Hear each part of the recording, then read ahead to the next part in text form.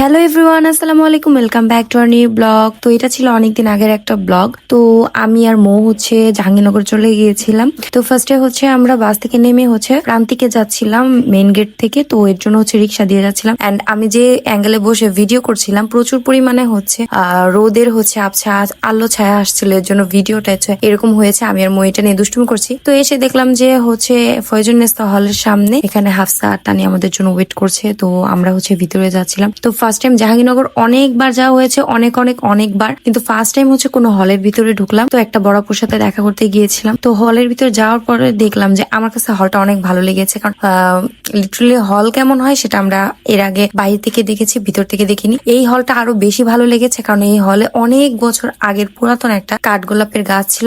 এত বড় ছিল গাছটা, দেখতেই পাচ্ছেন যে কত হাজার হাজার ফুল এখানে পড়ে আছে। তো আমি, তানি, মৌ কাঠগোলাপ দেখে ন্যাচারালি মেয়েরা একটু বেশি খুশি হয়। তো আমরাও খুব খুশি হয়ে গিয়েছিলাম এন্ড ফুলগুলো নিয়ে কিছু ভিডিও ক্লিপস নিয়ে নিচ্ছিলাম। এত ভালো লাগছিল, ওই দিনের দিনটা অনেক বেশি ভালো কেটেছে আমাদের। তো তারপরে চলে আসলাম বাসায়। তো বাসায় আসার সময় এই ভিডিও গুলো নিচ্ছিলাম। তো মোর সাথে আমি কিছু ভিডিও করছিলাম, আমি, তানি সবাই মিলে।